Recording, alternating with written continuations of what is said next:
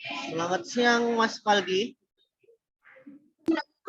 Selamat siang, sehat itu Ya, ya. saya. Bagaimana kabarnya saat ini, Mas? Kabar saya baik. Bagaimana Oke, dengan Mas. sehat Oke, itu ya? Alhamdulillah baik ya, Mas. Ya, Oke, habis ini saya akan menerangkan tentang pasar modal nih, Mas. Oke, saya share screen sekarang ya, Mas. Oke, ya Mas, dipersilahkan untuk share screen. udah nampak share screen ya, Mas?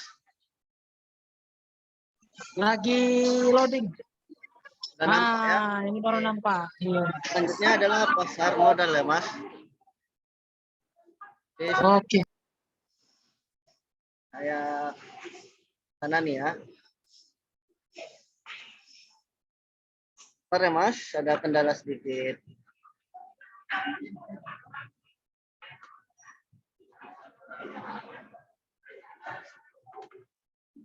Oke, Mas. Ini adalah pasar modal ya, Mas. baik. Pertama kita Saudara, ke jenis-jenis pasar modal ya, Mas. ya Mas, dipersilahkan untuk menjawab. Oke, jenis pasar modal. Yang pertama adalah pasar modal perdana. Pasar modal perdana adalah penawaran saham dari perusahaan yang menerbitkan saham kepada pemodal. Selama waktu yang ditetapkan oleh pihak sebelumnya, saham tersebut dipasarkan di pasar sekunder. Yang kedua adalah pasar sekunder. Pasar sekunder didefinisikan sebagai perdagangan saham setelah melewati masa penawaran pada pasar perdana. Yang ketiga adalah pasar ketiga, tempat perdagangan saham atau sekuritas lain di luar bursa.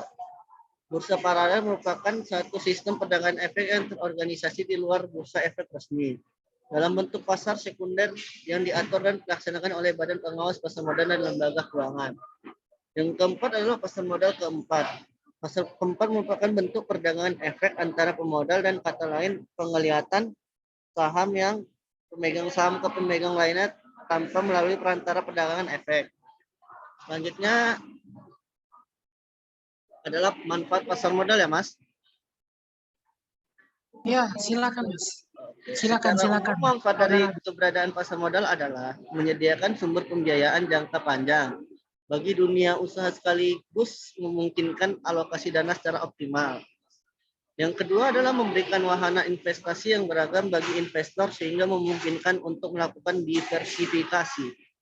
Yang ketiga adalah menyediakan leading indikator bagi perkembangan perekonomian suatu negara. Maksudnya itu, Mas, jika pasar modal berkembang, maka diharapkan perekonomian juga akan berkembang, Mas. Yang ketiga nih ya, Mas, aktivitas perkembangan pasar modal di Indonesia ya, Mas. Tahun 2020 merupakan tahun yang sulit bagi sebagian besar orang. World Health Organization secara resmi menetapkan wabah coronavirus sebagai pandemi pada tanggal 9 Maret 2020, Mas. Data statistik publik dikeluarkan oleh PT Kosdam Central Efek Indonesia pada bulan Januari 2021 menunjukkan peningkatan jumlah investor pasar modal yang signifikan. Data pada akhir tahun 2018 hingga akhir 2019 menunjukkan kenaikan jumlah investor dari 1.619.372 menjadi 2.484. Peningkatan sebesar 53,41% ini, Mas, masih lebih rendah, Mas, dari data akhir tahun 2019 hingga 2020. Pada tahun 2020, jumlah investor sudah mencapai 3.880. Meskipun pandemi sedang berlangsung, hal ini menandakan bisnis di pasar modal lebih menjadi pilihan masyarakat daripada bisnis real yang sedang terpuruk saat pandemi ini karena adanya pembatasan sosial skala besar, Mas. Menurut situs resmi Indonesia Stock Exchange atau IDX, Mas, pasar modal merupakan pasar-pasar untuk berbagai instrumen keuangan jangka panjang yang bisa diperjualbelikan, baik surat utang, equity, reksadana, instrumen derifikasi maupun instrumen lainnya. Undang-Undang Nomor 8 Tahun 1995 tentang pasar modal mendefinisikan pasar modal sebagai kegiatan yang bersangkutan dengan penawaran umum dan perdagangan efek. Perusahaan publik yang berkaitan dengan efek yang diterbitkan serta lembaran dan profesi yang berkaitan dengan efek pasar modal memiliki peran penting bagi perekonomian suatu negara karena pasar modal menjalankan dua fungsi. Pertama, Mas, sebagai sarana bagi pendana usaha atau sebagai sarana bagi perusahaan untuk mendapatkan dana dari masyarakat pemodal. Investor, dana yang diperoleh dari pasar modal dapat digunakan untuk pengembangan usaha, ekspansi, penambahan modal kerja, dan lain-lain. Kedua, pasar modal menjadi sarana bagi masyarakat untuk berinvestasi pada instrumen keuangan seperti saham, obligasi, reksadana, dan lain-lain. Instrumen keuangan yang diperdagangkan di pasar modal merupakan instrumen jangka panjang, Mas. Jangka waktu lebih dari 1 tahun, seperti saham obligasi, waran, reksadana, dan berbagai instrumen derivatif seperti option, future, dan lain-lain. Instrumen keuangan produk ini di pasar modal Indonesia terdiri dari saham, surat utang, reksadana, exchange rate fund, dan derivatif. Oke, berikut hasil presentasi saya, Mas Faldi. Bila ada yang ditanyakan, boleh ditanyakan ya, Mas Faldi. Ya, terima kasih penjelasannya Saudara Syaditya.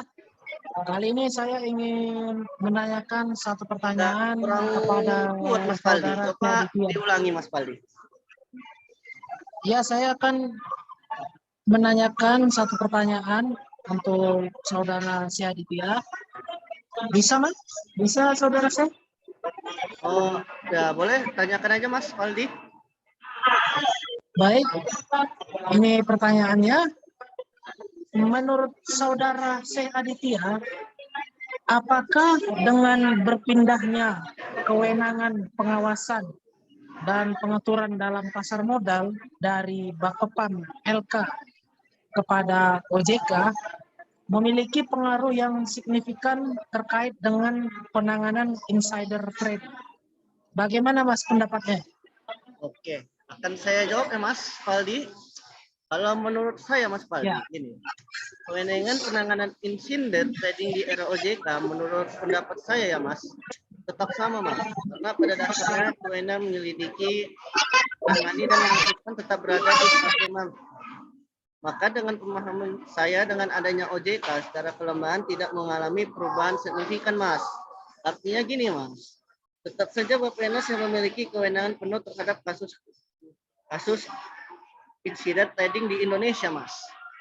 Begitu, apakah sudah jelas, Mas Faldi? Ya, penjelasannya cukup jelas ya, Saudara Syekh Aditya. Terima kasih atas jawabannya. Saya kembalikan kepada Saudara Syekh Aditya.